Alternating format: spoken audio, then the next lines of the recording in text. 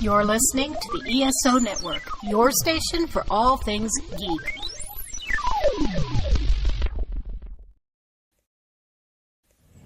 It's time for the DragonCon Report, your go-to show for both newbies and seasoned pros gearing up for the annual Downtown Atlanta Convention, with interviews, expert advice, and all the latest updates straight from the dragon's mouth and fans themselves. Stay tuned, you might just uncover something unexpected. Howdy, everyone, and welcome to the 5th episode of the 2026 DragonCon Report. I'm Mike Gordon, and I'm joined by the rest of our crew. Jen and Channing are both here. Welcome, welcome. Hello. 5th. We're in May already. And It's gotta be May. I mean, it's gonna be May. We're on the brink of summer, folks, and that means only one thing. DragonCon is right around the corner. If the crunch hasn't started, it's about to. Absolutely. I'm still putting off everything, so the crunch is just going to be extreme for me. Yeah, I've just started to get more involved with things like, panels, talking to people about panels and configuring those kind of things. Yeah. And making sure that I have some books to sell at the table. So hopefully you guys are prepping a little bit anyway. Yeah. Oh yeah, I need to talk to people about panels. So thanks for the reminder. I've been talking to people about panels, and I just ordered my first cosplay for a group cosplay that we're planning. So I'm very excited about that.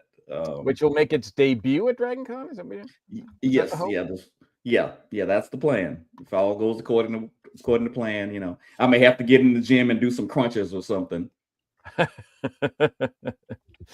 just to make sure it all works. But yeah, absolutely. If and now we're just about to hit summer movie season, so we're going to get a lot of probably inspiration for a lot of the costumes that we're going to see.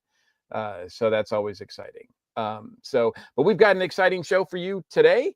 In a little while, we'll be joined by Beau from the Puppetry Track. Yay! Do the Kermit flail, right? Exactly. Very and cool. Special guests. It's been so long since we've had the Puppetry Track represented here on the show, so we're very excited. Very excited. We are a proud member of the ESO Network. On the esonetwork.com page, there's a direct link to our TeePublic store filled with all kinds of cool swag, including a very cool design for the DragonCon Report podcast. The ESO Network also has a Patreon page where supporters can access our exclusive reading of this month's DragonCon guest announcements. Thank you, patrons, for all your support. We really do appreciate you. In addition to the video stream on Facebook or YouTube, the audio of a version of our show is still available at all the usual places. You can also access our show, our past episodes, at dragonconreport.com. And however you access our show, please like, subscribe, and share. Doesn't cost you anything, and we really do appreciate it a lot. You can leave us direct feedback or comment on the show. We're always out. I was at a couple of conventions over the past month or so. Ran across a couple of people, more than a couple of people, who listen to our podcast, who watch our podcast. And I always ask them, well, first of all, I say, thank you so much. And then I always ask them if they have ideas on what we can cover, because we're always looking for ideas. So please get that, have that feedback keep coming to us, because there's always aspects of DragonCon that I am keen to discover. But however you access our show. I was going to say, you speak to the fans. I normally call security when the fans come and talk to me. Am I doing it wrong? Yeah, that's the difference between us. But sometimes that does have to get, security does have to be involved. But for the most part, they're a kind bunch, sir. You can also reach out to us via Facebook and Instagram and all the other. Well, I don't know if any other. We're not on TikTok just yet. But I don't know. Give us another 10 years, and maybe we'll hit that social media outlet as well. We'll get started. Find us on Friendster. Right. Wait, what is that? I said Google find us on Wave. Friendster. Friendster. Oh man, what was it? Google Wave. There you go. So we got some news and notes. Of course, Dragon Con is happening this year, September 3rd through the 7th. It is Labor Day weekend. 5-day memberships are a very decently priced $165 for the whole kit and caboodle. So get them now before they go up in price. If you want to participate, our attending artist and guest applications close at the end of this month. So you don't have very much longer, only a couple weeks left before attending artist and guest applications close. Fan tables are open until June 30th. I believe media applications are open now, as well as volunteer applications are always open. So if you want to volunteer and participate, feel free to do that. And in fact, a few tracks today were posting about needing, 1 to 2 volunteers. So Nice. always, if you're interested with a track, go find their Facebook page. I know the costuming track is looking for 2 people. They posted just about an hour ago. And absolutely, the tracks are still putting together their panels and their schedule. And of course, as guest announcements are coming, they're going to have to rearrange their schedules. So feel free to, if you're interested in participating in a particular track, reach out to them now and see what's going on and see what they need. And speaking of guest announcements, we won't go into specifics, of course, because we'll save that for our patrons. But they've been announcing celebrity guests like crazy this past month. Recently, it's been a huge number of folks from Stargate SG-1 and Star Trek Lower Decks. As well as for us Tiki, the unofficial Tiki Track people like you and me, Mike. Absolutely. They also recently announced both Jeff Granito and Shag. And I was telling you when they announced Shag that my first year at Dragon Con in 2010, Shag was there, and I got to ride the shuttle over to the aquarium party with him. But I had no idea who he was, so I was just, chit-chatting with what I thought was a fellow congoer. I'm sure they loved it. They are both great folks to have with us. Shag this is, I believe, his 3rd Dragon Con, and he's delightful to have. His art, he's as nice as he is talented, which is crazy because he's so talented. And he has set the bar for not just tiki pop art, but just mid-century pop art culture in general. art. Yeah, exactly. I mean, 9 times out of 10, if you see his design, it's him.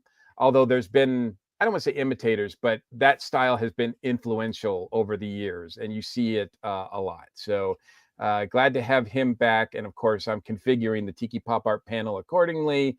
And we should also point out, if we haven't yet, that Jeff Granito, the other artist that we mentioned, he will be designing this year's Dragon Con Tiki mug. Yeah, so we have it officially. We officially know there will be another Tiki mug this year. Exactly. I wonder if there's any from last year are still available. I haven't seen them pop up on the online store. So I think I saw Jonathan with post on the Horror and Clay that he had a few available. Yes, he has a few that I think are available at his online store. So if you are interested, but I haven't seen anything official from Dragon Con saying they have any more left. And we can also tease, if you want to see more from Jeff Granito, we have another show called 3 Grog Night, and Jeff will be our guest in the month of June. Absolutely. And he'll talk all about. So if you want to get to know one of the guests beforehand, check out our sister podcast, 3 Grog Night, which we're having a lot of fun with. So that's called Synergy, ladies and gentlemen. Plug. All right. And in the spirit of, I guess, plugging a few more shows on the ESO network, we're going to take a quick break. And when we come back, we are going to be joined by the Puppetry Track. We're going to get puppets.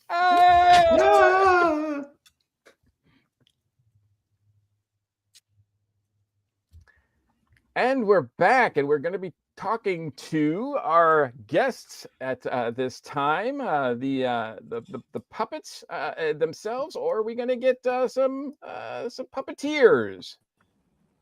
Let's find out. Hello. Oh my goodness! Oh my goodness! Wow! Greetings, Dragon Con report. Hi there. We got Clean that up, Bob. Is that okay? No. Can you Oh, see yeah. me? You missed the spot. Okay. Keep going. There you go. You got to really Oh breathe. my on goodness! the The, Oh, word. Is this the Bob and Carl? this Yes, is the it's sci-fi us. janitors Correct. themselves. Are you the Channing Sherman? That depends. What have you heard? Nothing but terrible, terrible news. Then yeah. I'm kind of excited though. It's I know. meet the To man have that himself. much terrible news about you is impressive. Channing. Are you infamous? Well, we I've do been know called worse. there are rumored that sometimes he has to go around wearing a mask. So Oh, there is that. you're in very good Yes, company. you're in good company. Yeah, We yeah. approve. Yeah, we were Yes. hoping to turn it into a trend. Anonymity is the spice of life. Yeah, people Yes, caught on indeed. around 2020, 2019, but a little less so now. Yeah, it's kind of fallen out. How are you all doing today on the information superhighway? Well, Well, Bob, I, think for it's one, normal that every time we do this, you act like you don't know what the internet is. It's a series of tubes. Sorry, we asked you a question. I apologize. That's all right. I was going to say, I, for one, am ecstatic to see Bob and Carl on my show. we are all ecstatic to have you, Bob and Carl. I want to ask you, what is your history? What is your DragonCon origin story? When did you start? Actually. Oh, When did the mess get so big that the sci-fi janitors had to be called in? Yeah, exactly. Yeah. That's what we want to know. Do you When want was it the just real too much for answer? humans? Do you want the real answer, or like us to make up a funny answer? because I'm quite both. frankly, the real answer and the funny answer are almost the same thing. Oh, well, there you go then. Okay, All right. a long time ago, Long time ago, in a galaxy far, far away, in a galaxy far, far away. we were shepherding alien. Oh gosh, I asked a question before we aired about how blue we could take this. Am I allowed to say PG-13. our alien? Little bit gave us the line in the sand. It's very clear. Hypothetically, if there were an alien penis, would it be on this side of or on this side? Penis is a technical term, so I think we're okay to say it. Are you sure? Here, Yeah. hold on. We need to power. Okay, so we were cleaning up alien penises in Area 51, and somehow we found ourselves in the belly of the dragon, Yeah, and the rest is kind of history. yeah. So yeah, we were performing at Dad's Garage Theater back in the old Puppet Slam days. Good old late night, inebriated, yes. post midnight. It was a different pseudo time. puppet theater. It was a different time, and we did this show. And the sort of very first Bob and Carl thing, where actually Bob's name was Jim, or no, it was my name Jim back then. Oh, who knows? I think it was Bob and Jim. Anyway, so we had a little Puppet Slam piece. We came out of Puppet Slam. I mean, that's where we came from. And then we started doing little videos. We hooked up with a videographer, and we started making little videos. We recorded the first script, and then we left the camera running, and we just sort of goofed off and were funny, and that became the first 10 episodes of the Sci-Fi Janitors, which then got on DragonCon TV. And then we developed a small fan following, and then we leveraged that popularity to convince DragonCon to let us host a Puppet Slam, and that was the very first Puppet Slam at DragonCon. And then that was a success because we turned away like 400 people. Yeah, And it was fun. then It's like, imagine back in the day, we've been doing these little like 45-second to like 2-minute internet videos. yeah, And then at DragonCon, they opened the doors for that first Puppet Slam. And we've been doing Puppet Slams for years. yeah, a long time. And traditionally, it's one of those things where Atlanta is a really, really great puppet city. Like, there's just a bunch of puppeteers because we got the center here. Yeah. And the stuff we would do way back when in Dad's Garage would be all the puppeteers coming together to kind of blow off steam. Yeah. You know, I think there were only about 30 or 40 seats in the entire house. Yeah, it was small. And I even think we were encouraged, our puppeteers, to not work very hard on their pieces for Yeah, too the long. paint was so wet. Like, It was so hot. Yeah. Do as much as you can in a week. Yeah. And we would all sort of just goof off with our close friends. And then for that first Puppet Slam at DragonCon, there were how many thousands of people No, just there weren't. showed That was up? a 500 seat room. But it was packed. It was. felt like 5,000. I was losing my mind. Yeah. So yeah, There we had gets to be about more 500 people every time he tells it. turned Yes. away 400 people. And then Pat Henry walked up to me after the fact and was like, "So I heard what you did. how would you feel about starting a whole track of puppets? And I went, sure, Pat Henry. I have no idea what I'm signing myself up for.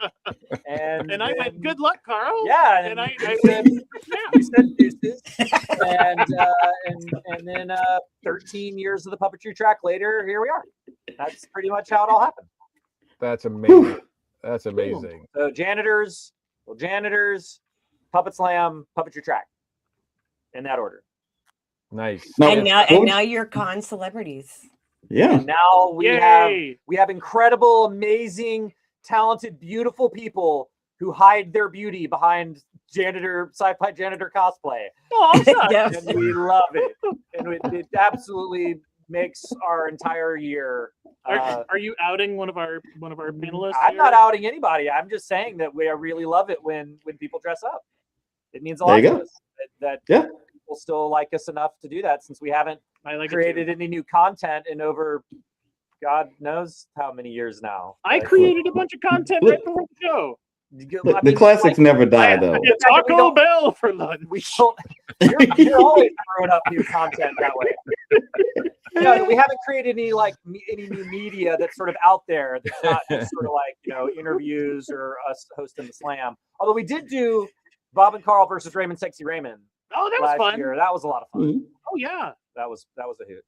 there was time travel in that, wasn't there? There was time travel in that. Yeah, we did a secret show with Raymond Carr that wasn't on the Dragon Con schedule. We just sort of did it. And Well, and I think we threw it together in about 8 minutes before we opened the house. we had 12. Oh boy. Yeah. Oh, yeah. Mary Robinette Cowell was there. She was amazing. Ooh.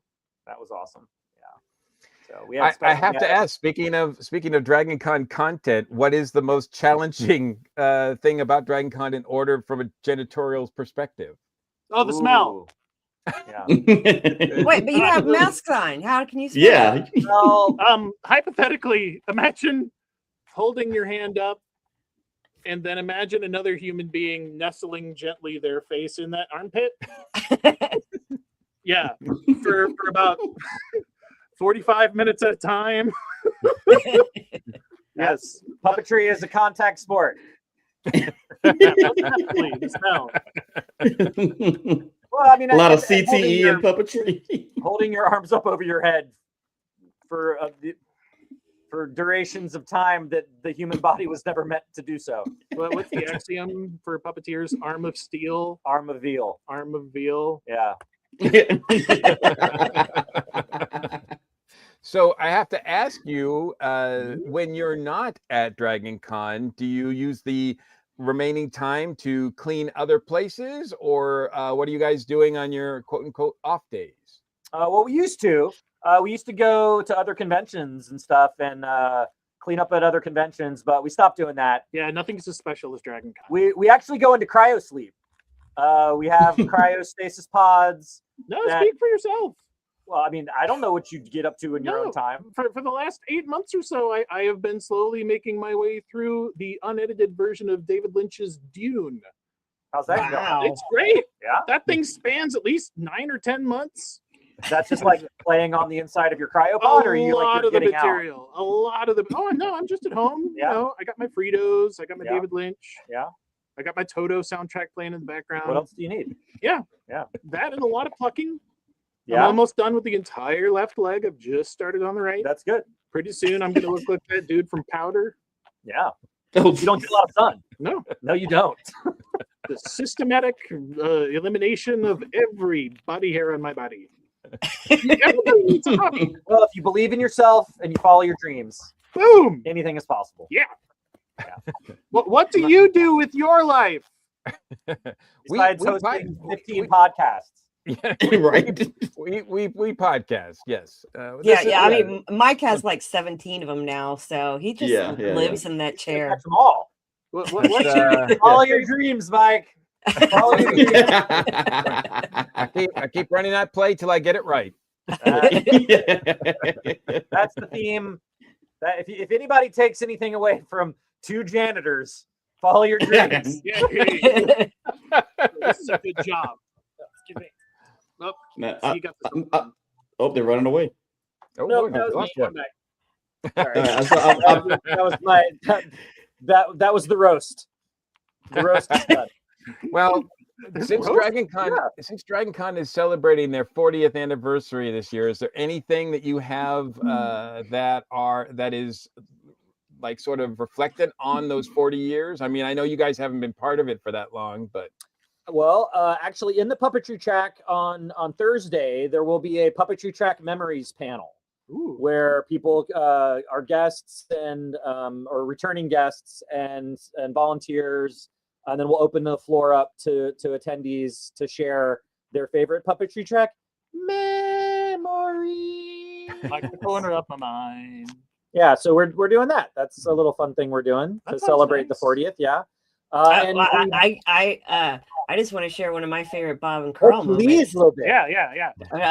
the bow to your sensei, bow to Oh, your sensei. Take down Daniel-san. Fear to stop it off in this dojo. Pain not allowed in this dojo. It's less funny now that like Cobra Kai came back and brought it back into the zeitgeist. But it wasn't in the zeitgeist. Karate Kid references were the bomb. Now we can reach a whole new generation 15 to 40 years later. We have a plan. It's true. We're playing the long game. But do you guys have any other special memories of being Bob and Carl at Dragon Con? Things that you've seen Well, we hosted, or moments you've had? the Masquerade. we did? Yeah, we did. We hosted the Masquerade in No, we 2020. didn't. Yes, we did. Was I there? Yes, you were there. We both were hosting the Masquerade. On the interwebs. virtually. Oh, interwebs. virtually. I remember that. Yeah. Okay, yeah. That was pretty great. Let's see. I Any base jumped from the any top of celebrity Mary Hut. encounters? Sorry? Any celebrity encounters? I mean, Mark we Mears. met Walter from the Muppets. He was in the Puppet Slam. That was pretty wild. I got a Nice. little Twitter baited when I realized that the dude who voiced Shepard from Mass Effect was doing one of the puppet shows in the Puppet Slam. Oh yeah, we hang out with I kind of couldn't control myself. we hang out with Mark Meir. He's our buddy. We love hanging out Fan with Mark moment. Meir. Yeah. And, Have you who met else? Cardboreus? Yeah, we've met Cardboardius. Oh yeah, us and Nice. Cardboardius go way back. Nice. And yeah, we went to Puppet middle school together. Let's see what else. There was the Rod from Avenue Q. He was in the slam. Mhm. That was pretty exciting. Yeah, we've been lucky to have like a couple of celebrity puppets perform in the slam in years past. That's been really exciting. Nice. The Fraggles, they were too big. They want to do it. We had Yoda one year. Yeah, That we was did. fun. We had Yoda. Yeah, we had Yoda. In the What? slam. That was pretty great. That was cool. Sang seagulls. Yeah. That actually happened. Yeah. Yeah, Just keep him away from the ladies. he's a little handsy. He's a little handsy. Between you, me, as well. Yoda can get a little handsy, and it's not. Well, they're even little like- hands. You It's well, see, okay. That's fair. Yeah. Okay. I stand. Forgive me. he's a little handsy. He's a little handsy because he's got little hands, hands. Little hands. and it's not really that funny. No, Okay, consent guys. is not funny at all. It's very important. It's not consent is not a joke, Bob. I agree. Does, All right. does that answer your question? that Guys, I'm gonna save you from this crash dive that you're in. In your role as a janitor, have you found that any particular fandom or track produces a little bit more trash than others? Like I'm thinking like the horror track, you probably a lot of blood you got to clean up. The science track, probably like electrical components and things. Any we clean up track. after robot battles. Yeah, So, Robot yeah. was a little sticky. Yeah, so there's Yeah. a lot of like oils and that kind of stuff. Little bits of things that are broken off. We got to clean the filters more often with the furry track, but apart yeah, from that, they're the so air nice. filters. Yeah, I mean, other than the air filter situation, the furries don't give us any problems. No, they're great. Yeah, they're just they're just doing their thing, right? Yeah. Yeah.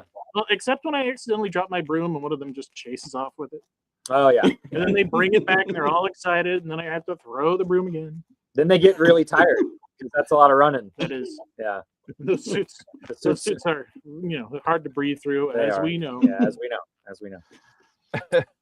Well, we know that you guys' time is valuable as janitors. So is there anything that sort of final thoughts you have before we let you guys go and get to talking more about the track itself? Bob, yes. I, Yes? I would just like to say something for all the people who are not watching this, like people who are maybe listening in their car. I've been doing a lot of working out, and I look amazing. It's true. Yeah. It's true. Yeah, it's nothing but that's That's some- just abs. It's all yeah. muscle, baby. it's Yeah. all Yeah. Yeah. You know what? I think that's an 8-pack. your lifeline. Almost got me in the heart plug. Awesome. Well, we thank you guys so much for joining us. It has been an honor and a pleasure. And Thanks for having us. we hope to see you guys for the 40th. Oh yeah, we'll be Yay. there at the Puppet Slam. Awesome. We love you, World Wide Web. Yes, internet, we still love you. The information superhighway loves you too. And we still love you, Bob and Carl. That's awesome. That is awesome. You know, I think that's probably the biggest celebrities I've interviewed. You know, I maybe not in size, but yes, in influence and scope. Yeah, and influence, yeah, absolutely. yeah. Yeah. That the biggest guest we've had on the show ever. Yes, easily. But easily. not to be diminished, we do still have in the waiting room Beau from the Puppetry Track. So I guess we can let him in. Beau, hey, Yeah. sorry. You know, as I'm sure you are well aware, Bob and Carl can take up some time. Yeah. Once they Yeah. get started, yeah. It's kind of hard to And reel them in. it's a lot of work for me to do Carl's voice. You know? Yeah, so I'm I sure. have to sort of get back into, me.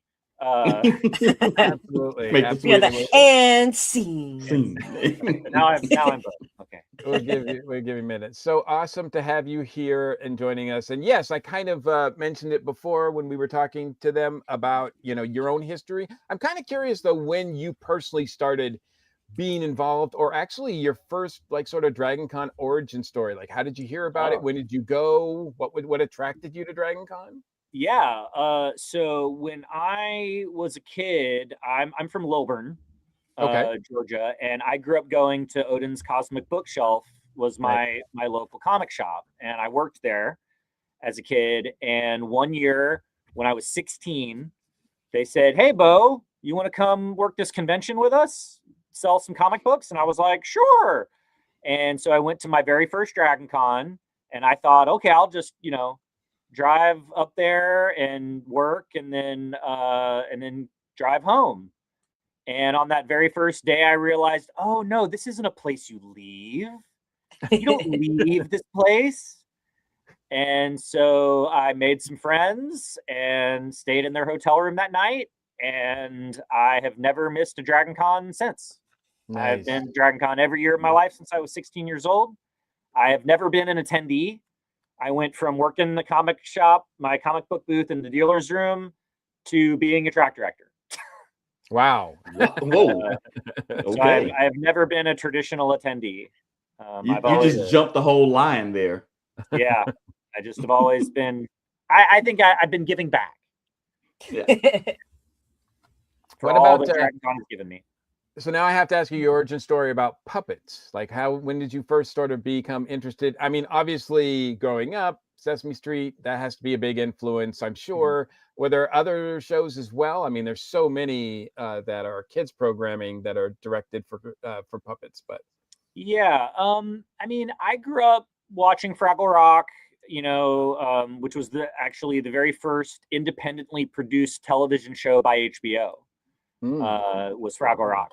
That was their very first TV show. And so I grew up watching Fraggle Rock and the Muppets. I watched a lot of Looney Tunes and old SNL reruns. And that was really kind of what I watched, was old cartoons and old and stand-up specials and things like that. But I was always a performer. So I grew up doing a lot of acting as a kid. But then I was also, a visual artist kid. I liked making stuff. And so puppetry was kind of the place where all of those different disciplines meet in the middle. Puppetry is kind of like the jack of all trades trade. You have to kind of know a lot about a bunch of different things in order to do it. You got to know how to work with wood. You got to know how to sew. You got to know how to glue stuff together. You got to know how to do voices. Your body, it's like a movement thing. You know, you got to be able to make your body do a bunch of weird stuff.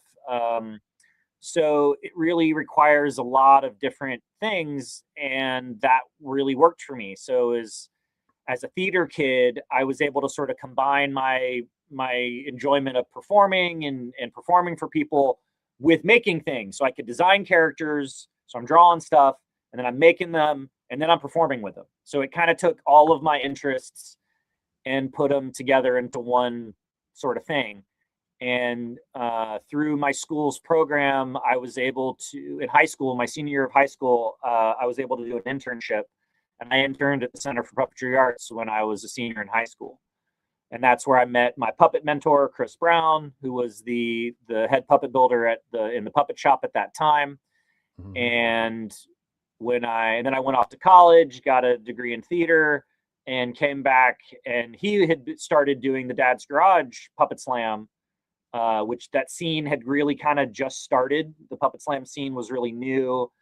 And Atlanta was one of the early adopters of the format. And I was in my first Puppet Slam piece. I was in my first Puppet Slam shortly after college. And then a couple of years later, Matt and I went to high school together and we went to college together for theater. So a lot of that banter that we do that seems very easy for us is because we've literally been doing it for decades and decades and decades. We've been on stage together for a really long time, and there's really no other person I feel is safe with on stage than him. When it comes around time for the Dragon Con Slam on Sunday night at midnight, and I've been running the track, since Thursday, I'm pretty beat. And I know that no matter what, I kind of just let Matt lead and I follow, and it's always great and it's always funny. And I never have any fear that he's not going to just be amazing. And all I have to do is kind of follow along and, Wait, is he in the room with you right now? No, I think he's in the bathroom. So I'm saying, I was like, is does he he have just a sitting gun? there watching you gush about it?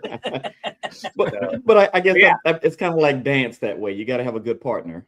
absolutely. Yeah. And he's the best. He worked at the Atlanta Shakespeare Tavern. After he got out of college, he started working at the Shakespeare Tavern and worked there for like 30 years. And, was doing all their IT and starring in every show and doing just an insane amount of stuff for them. So he was a really huge personality in the Atlanta theater scene for a really long time.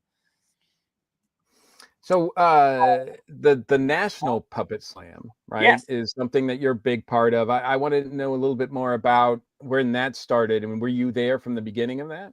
Yeah. So I created the National Puppet Slam with Heather Henson, Jim Henson's youngest daughter.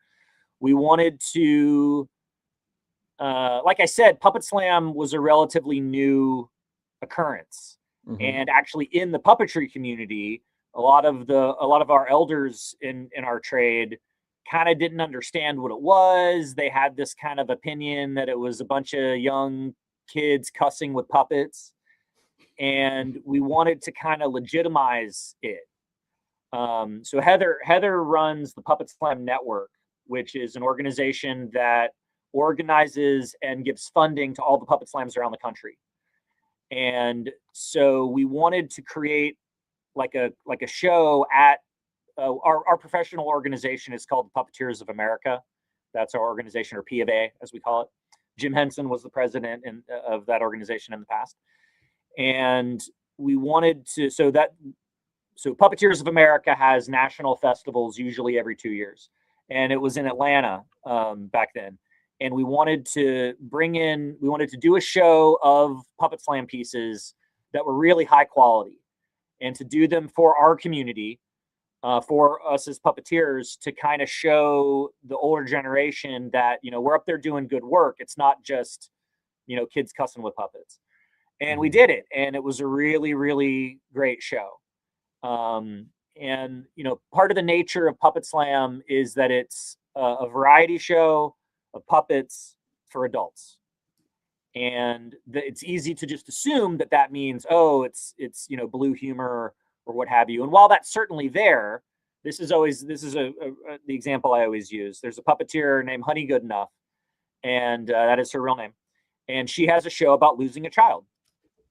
It's incredibly powerful, and it's 7 minutes long, and that's not a kid show, right? That Right. speaks to an adult experience. It's not that it's blue humor or that it's there's anything X-rated about it. It's just that the subject matter is relevant to grown-ups. It's not relevant to children, and that's sort of what we were trying to get across. And I had many older members of our community come up to me after that show and thank me and say, I really didn't understand what y'all were doing, and now I get it, and I think it's great. The question is, like, when you have a 45-minute show, right? You got all this time for exposition. You got to introduce all these characters. You got all this runway, right? How do you move the audience in under 10 minutes? Mm-hmm. How do you get them to feel something in under 10 minutes? How do you get them to feel something in 8 minutes? How do you get them to feel something in 5 minutes? How do you get the audience to feel something in 2 minutes? Right? That's sort of the beauty and the magic of Puppet Slam, is working in that constrained timeline and getting a strong emotional reaction out of the audience. That's sort of what we're going for with that. So the National Slam was created for that purpose. And the Center for Puppetry Arts approached me about wanting to do a Puppet Slam. And I said, well, the national festivals are every 2 years. And if you're the Center for Puppetry Arts and y'all want to do a Puppet Slam, why don't you do the National Slam in the years in between the festivals? And then we can have a National Slam every year. And so that was the format for a long time. And then COVID kind of threw a wrench and all that. But we're back this year. And so there's a partnership between DragonCon and the Center for Puppetry Arts for us to do the National Slam. And Nice. that means they were around the same time, right? So that would mean a lot more work for you. I would think. It's not twice as much work for me. Not twice, but it is a lot more work for me. The National Slam years are harder, for sure. So that means that the format for that is that, I'm the curator and producer of the Puck and Puppet Show, which is Atlanta's Puppet Slam in the Puppet Slam network, right? And there's a bunch of other me's, the curators, all across the country in the Puppet Slam network. And we send out nomination forms to all of those curators and say, hey, what's the best work that's come out of your show in the last 2 or 3 years? And then they can nominate up to 5 pieces. We get those nominations. Then we contact those artists and say, congratulations, you've been nominated. Please fill out this form, send us a video of your show. And then myself and the producer and the artistic director of the Center for Puppetry Arts, we then curate out of that pool of shows. And we are curating for excellency in the form of adult short form puppet theater, and also variety. So once we kind of know, okay, these are the shows that are really top notch, then we kind of break them down and say, okay, well, now how do we break it up into variety so that, we're not doing 5 marionette pieces. We're picking maybe the 2 best marionette pieces, the 2 best glove puppet pieces, the 2 best shadow puppet pieces, so that when you come to a National Slam, you're going to see really high quality stuff, because it's the best out of a slam from their city in 3 years. And you're going to see a big variety of different puppetry styles. Nice. So that ideally, which is always the mission, is that somebody's going to walk out of one of our shows going, I didn't know puppets could do that. Right. So that's sort of the National Slam. And so the partnership between DragonCon and the center is that DragonCon subsidizes all the airfare and hotel accommodations of all of the art. It's not financially possible to bring 15 puppeteers from all across the country, have them each get up and do 8 minutes of puppet theater for 2 nights and expect to make back all the money that you spent on airfare and hotel, right?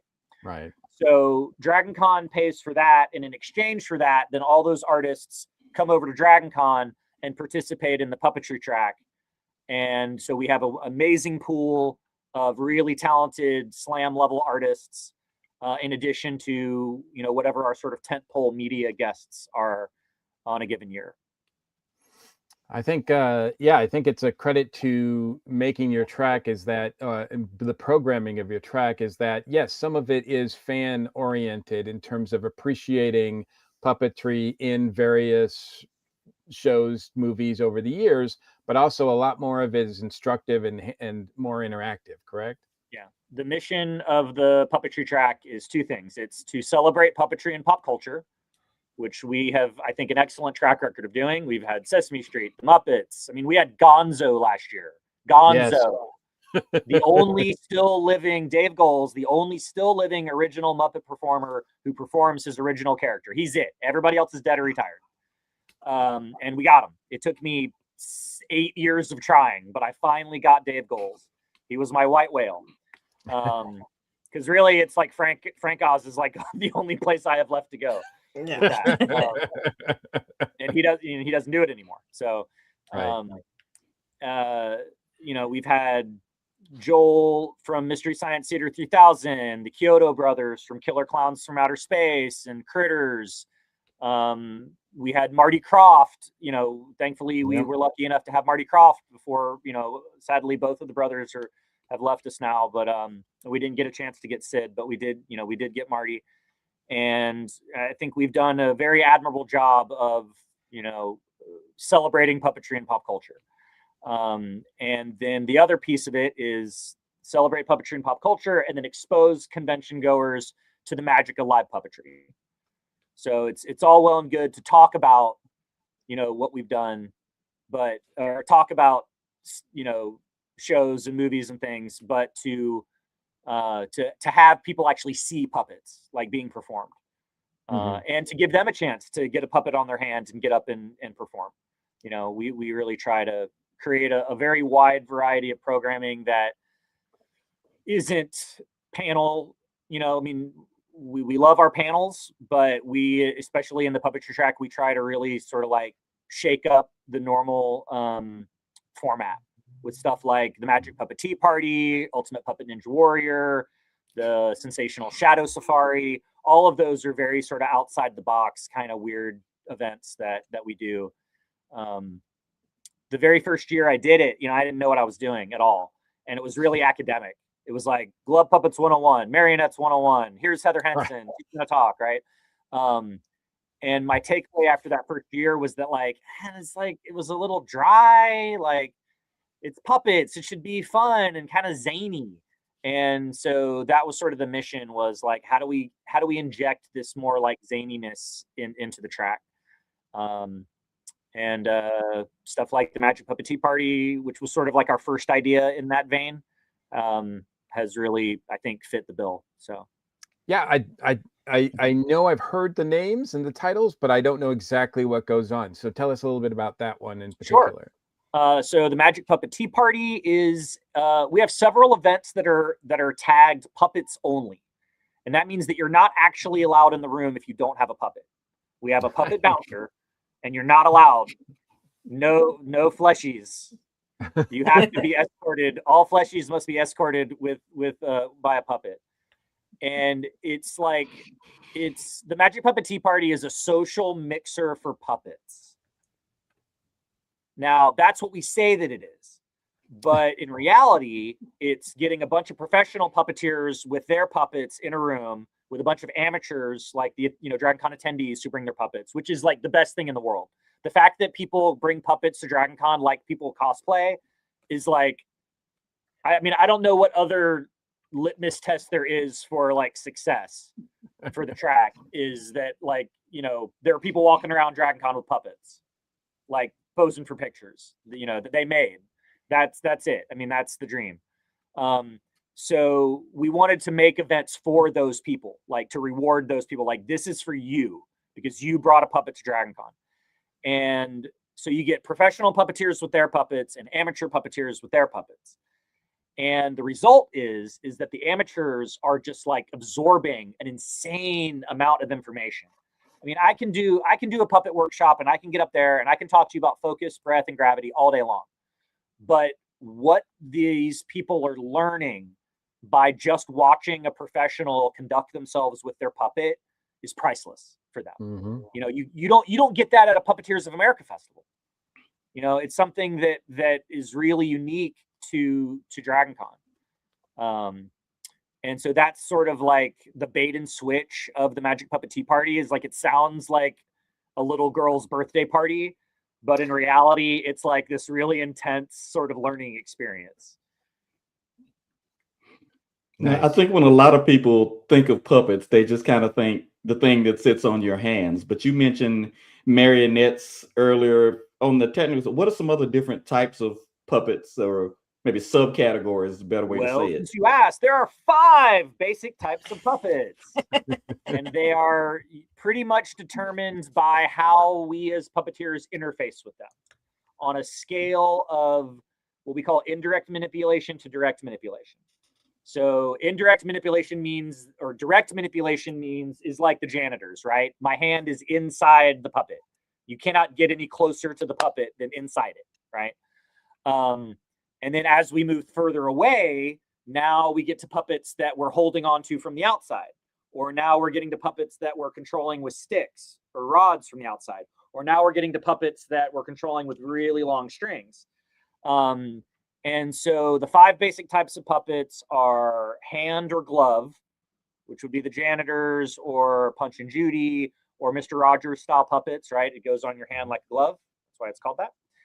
There's rod puppets, which means there's a stick that you're holding onto that controls the puppet. So that can either be like the bodies of the puppets are on sticks, or that you're controlling the arm rods. So Kermit and the Muppets are combo, they're hand and rod puppets. There's a hand in there, and there's rods controlling the arms of the puppets.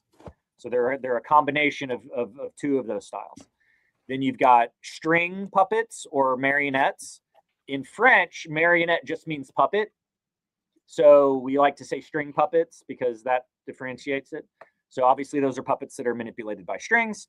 Then you have shadow puppets, which are made out of light and shadow. And actually there's nothing, the puppet isn't actually what the audience sees. The puppet, the audience sees the shadow of the puppet.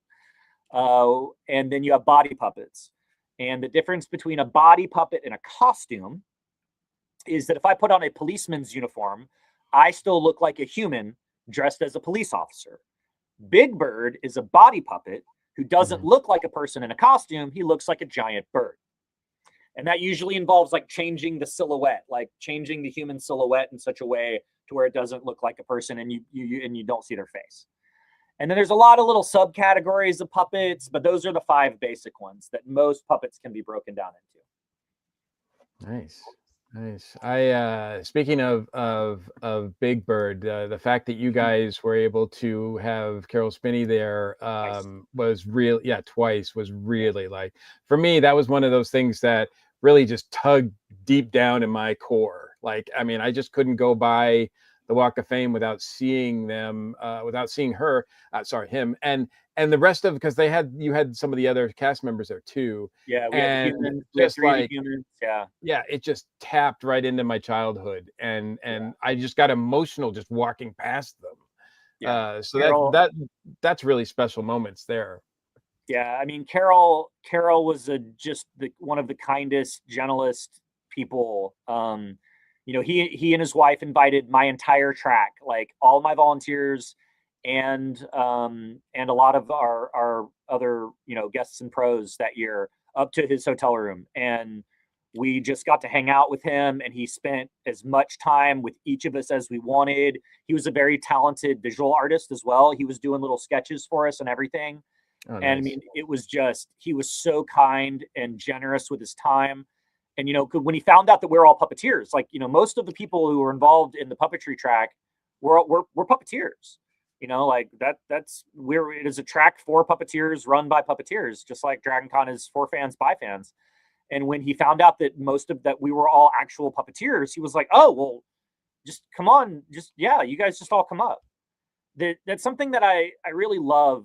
And I got to have a really amazing similar experience just recently. I was just in Italy, doing a theater thing in Italy, and I went to I found a local puppet maker shop, and I bought some puppets and masks from him, and I put some pictures on social media that I was hanging out with this puppet guy, and I only know one puppeteer in Italy, and I met him 17 years ago at a Puppeteers of America festival for one weekend, and he saw that I was in Italy on Facebook and was like, "Beau, you're in Italy.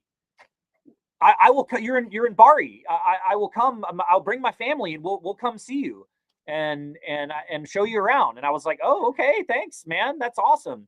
And then that turned into, "Oh, you have to be in this other city? No. You don't take the train. I'll drive you. I will drive you there." And well, okay, but if I'm going to drive you, you should just stay at my place. You just come to stay with me and my family.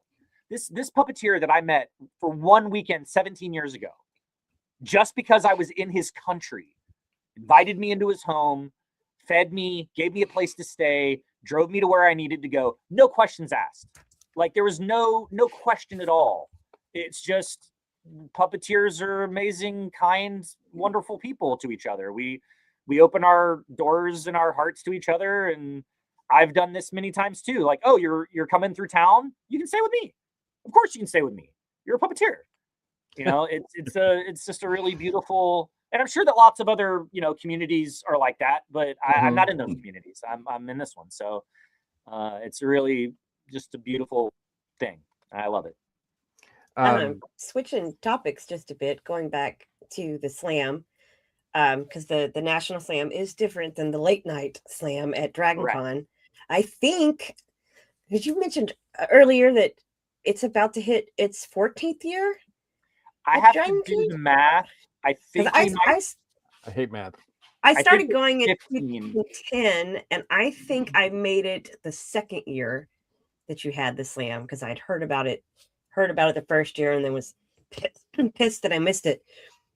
But when I first saw the title and heard some other people who had gone tell me about it, I was expecting a mix between Def Comedy Jam, because a slam jam, and the show Puppet Up, which now just does live shows, but they used to be, I want to say, on TBS at 1 o'clock in the morning, which when I first found that was just blown away that there was puppets on my television screen cussing and making adult jokes. So I thought I was going to be like that. And there's parts that were there. I mean, oh yeah, there's definitely cussing. but just like you have in the National Slam, there was also some very serious and well, one of them made me cry one year. So, but Yeah, do you it can get heavy. Are you transferring over the people from the National Slam to do the late night slam, or do you also have some of your track volunteers or guests for that year who are part of the late night slam at DragonCon? The late night slam at DragonCon is actually open to anyone who wants to perform in it. We have an application that we post on the Puppetry Track's social channels.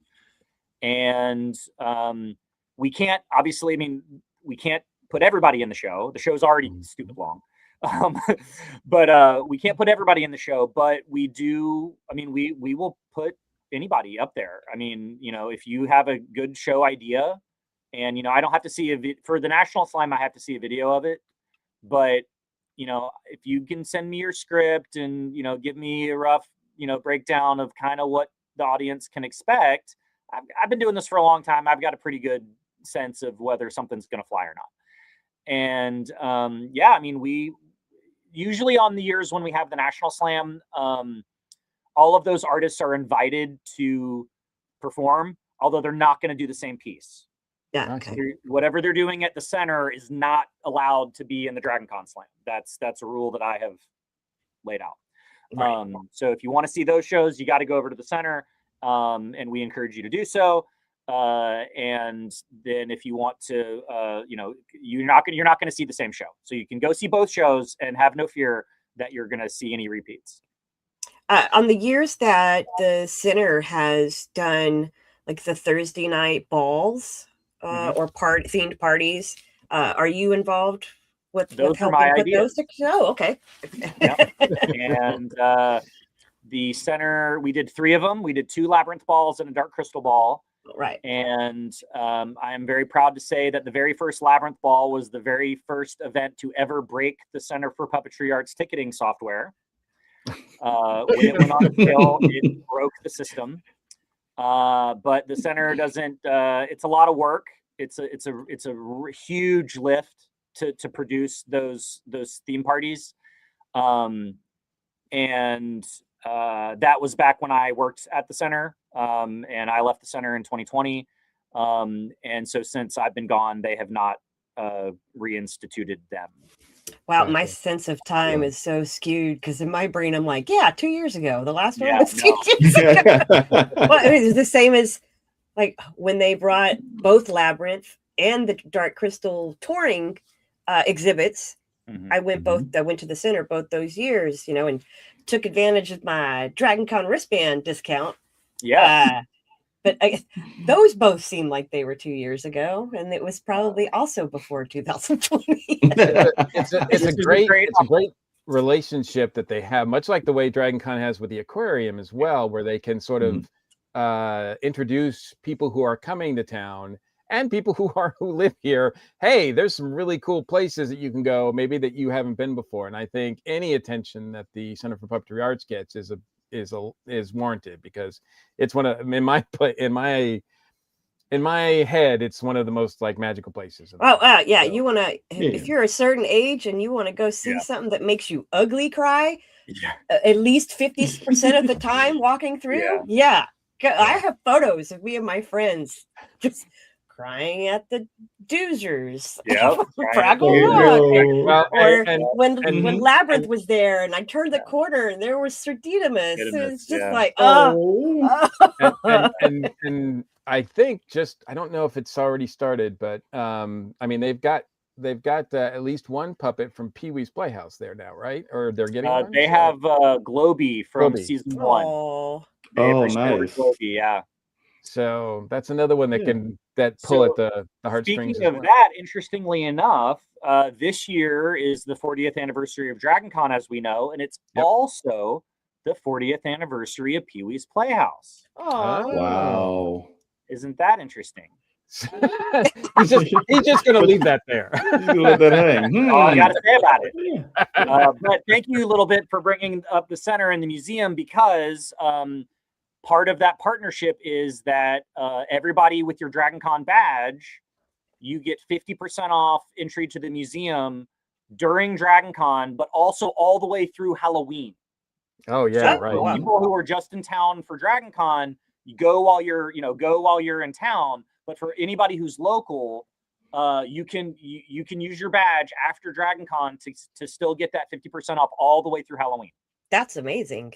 So this is a great platform for me to put that news out there, because I think a lot of people don't know about it. Yeah, I always thought it was just through Labor Day.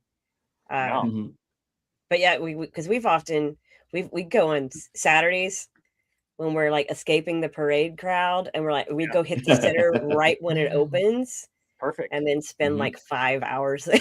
Oh yeah, it's great. It's a great like DragonCon. It's hard to leave. It is hard to leave. No, I will leave for puppets. Okay. There you go. See. No, very cool. Go ahead, Jenny. Oh no, I was gonna say no. I like this because I think it speaks to something else I was gonna bring up. It's puppetry as an art form. At the end of the day, this is comedy.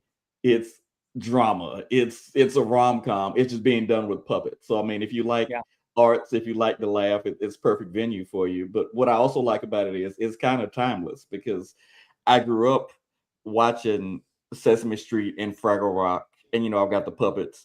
And then now I'm into, Bob and Carl, now that I'm in my 40s. And I'm sure there's people that's the same way. Or you have the Muppet Show, which is geared toward this older audiences. So I just kind of love how it's truly one of those things that it just transcends age.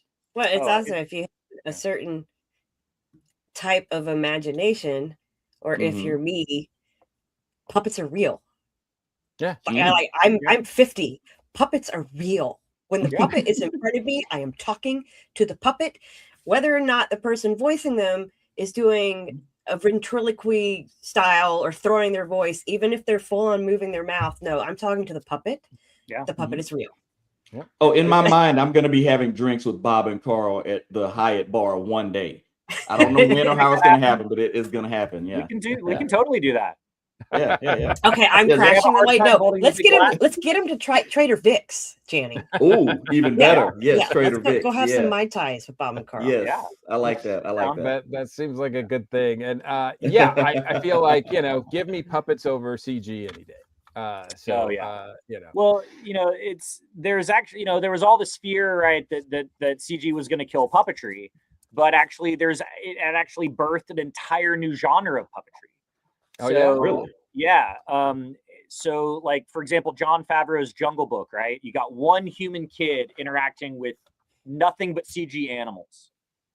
And so they hire puppeteers who are there on the set, on the big green screen set with the boy performer, and they're not like fully realized puppets. They're sort of like wireframe kind of looking things, but they give the eye line and the shape of the head and a physical thing that the kid can reach out and touch. He can look the puppet right in the eye, and that isn't there for like the CG artist to paint over. It's there to make that kid's performance better, so that he's not Nice. pretending to talk to this panther that's a tennis ball on a stick, right? It's the shape, it's the size. It gives him what he needs for his performance, and so that's a whole genre of puppetry now, where they hire puppeteers to come in and be those characters, so that the human actors have it's such a gift for those actors to have those stand-ins there to relate to, instead of just pretending that that it's there. It's a better reference point for him. 100%. Absolutely. To help fill that uncanny valley, right? Like to make it more real and practical. Yeah, practical always better. But awesome. Is there anything before we let you go that you want to point out or promote about the puppetry track before we let you go this year in particular? Because I know things are still early. Yeah, things are still early. I would say if you want to participate in Ultimate Puppet Ninja Warrior, which is like our big 4 event, like our mega event, then definitely show up for basic training and get paired and say that you want to do it, and you'll get paired up with a professional puppeteer, and they'll train you and 2 other people on how to do it, and you'll get to run the ninja, run our Ninja Warrior course, all that. So if you want to get involved in that, show up for basic training. There's 3 rounds of that, right? Yeah. So there's basic training, then there's round 1 with 3 teams of 3, and then 1 winner. Then round 2, 3 teams of 3, 1 winner, and then on Sunday is the finals, where the winners of round 1 and round 2 go against each other, and we add an extra section to the obstacle course. And that's become a huge event. I mean, like it's a blast. It's so amazing to see these people who've never maybe picked up a puppet before just like get this crash course in, because 3-person tabletop, that's where you've got 1 puppet figure, like full body, arms, head, arms, legs, and all that, and 3 people are performing it. So 1 works the head and 1 arm, another supports the body and the other arm, and another person's on the feet. So 3 people have to learn how to work together. You breathe, you work together to make that character look like it's moving on its own, when in fact it's like a Ouija board, right? You got 3 people all trying to make it do the thing. And very much like they do on the Muppet Show. Yeah. For a lot of the puppets, having multiple people work as a team. Yeah, a lot of Muppets are 2-person. Like any of the live hand puppets, like Raw for the Swedish Chef. There's 2 people. Ernie. There's 2 people in there. But for the most part, anything with like control rods, where there's just 2 rods, like Kermit's just 1 guy. Unless there's something really specific that he has to do, then I was gonna say when he's tap dancing and you see his feet. You don't see it. No, there's been some where you see his feet. Well, the original Kermit tap dancing was such a brilliant thing because you didn't see his feet. All you saw you just saw him sort of, jerking around, and you hear the tap dancing. And the fact that you thought you saw his feet. Well, I think I'm thinking of the movies, though. Okay, maybe in the later movies. Yeah. Where he's riding the bike and all that. Yeah. Yeah, and the bike. Yeah. Because you imagine it. That's one of the things about puppetry is that our imaginations paint in the details. Yeah. Right. Like even though we don't see Kermit's feet, we can see Kermit's feet in our mind's eye, so much so that we think he's really doing it. Because puppets are real. because puppets are real. Absolutely. Well, it's been a real pleasure to have you with us. Beau, it's been an honor for us. Aw, And thank you. and An honor and for us and too. We for- love it. and much thanks to you for all the hard work that you do for Dragon Con, as well and as give our love to Bob and Carl and thank them yes, for joining. absolutely, Thank them. Yes, absolutely, yes. and Matt too. You know, Yeah, if you and see Matt. if he ever comes out of the bathroom, you know. Yeah. Oh, So we really appreciate having you on the show. it's So, my pleasure. thank you. And keep an eye out for hopefully we'll get some guest announcements out there soon. absolutely. All right, and also a big shout out to our station crew. Thank you, Channing. Hey, thanks for having me. Anybody who wants to follow me, I'm at Channing Sherman on most platforms. You can also follow my group, Black Geeks of Dragon Con, on Facebook.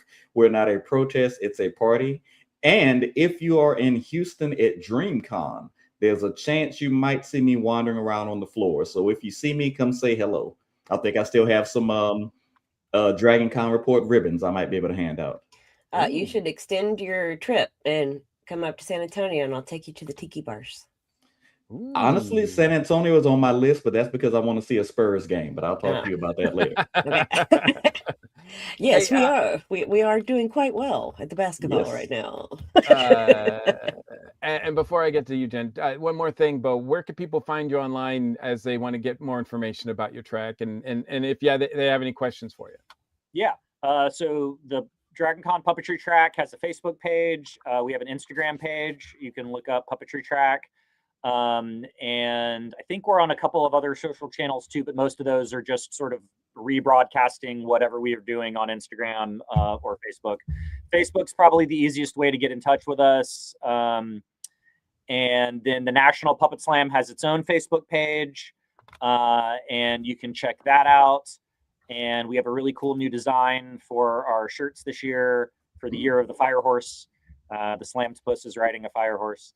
And yeah, so that's where you can find out all that, and go to the Center for Puppetry Arts at puppet.org to buy your tickets for the National Slam, which will be on Friday and Saturday night at about 8 p.m. of DragonCon.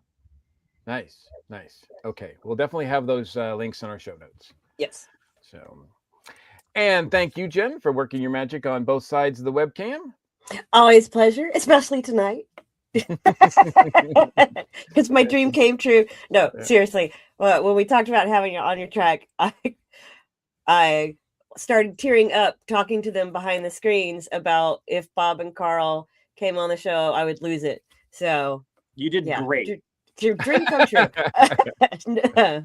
But yeah, folks, you can find me on Instagram at LilBitOdd.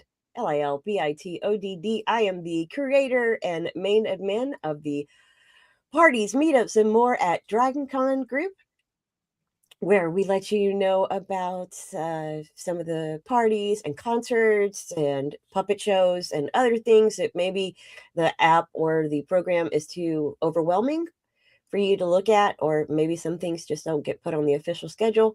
You can also find me with Mike over at 3 Grog Night. We have a YouTube channel and a Facebook page where we talk about tiki culture, both past and present, bars, building at your home, interview guests, all that good stuff. Absolutely. It's a great a lot of fun to do that. And our co-host on that is Jonathan from Horror and Clay, and who's also a guest at DragonCon this year. So we're going to made last year's DragonCon mug. Yes, absolutely. We're going to have a lot of fun this year with all the Tiki Pop Art folks that they've announced. So, and I've got a couple of other podcasts, Bat Chums, where we're reviewing the Batman 60 series, and Earth Station Who, where we're talking all things Doctor Who, as well as my New Legend Lounge, which talks about all things that I'm currently working on, books and whatnot. So, but as far as DragonCon Report, we try to cover all we can with these episodes. To keep up with the latest news, please check out the official DragonCon website, social media outlets, including Facebook, Instagram, Discord. The fan tracks are all active on social media as well, so reach out to them to get more involved. We are a proud member of the ESO network. On the ESOnetwork.com page, there's a direct link to our T Public store. All right. Mouth will work eventually here. T Public store filled with all kinds of cool swag, including a very cool design for the Dragon Con Report podcast. We also have a Patreon page, and we thank our supporters immensely. Whether you're watching or listening to us, please help support us with a like, share, subscribe. If you would like to leave us direct feedback at dragonconreport.com, or you can reach out to us via our social media. Thanks, everyone, for joining us. I'm your host, Mike Gordon, and as always, it has been my pleasure. Take care, stay safe, and we'll see you at the con. Thanks for tuning in to another episode of the Dragon Con Report. Whether you're a longtime fan or joined us for the first time, we hope you've gained some valuable insights and tips to make your Dragon Con experience unforgettable. Don't forget to stay connected for more updates and future episodes. Until next time, keep learning, keep planning, and keep the con spirit alive.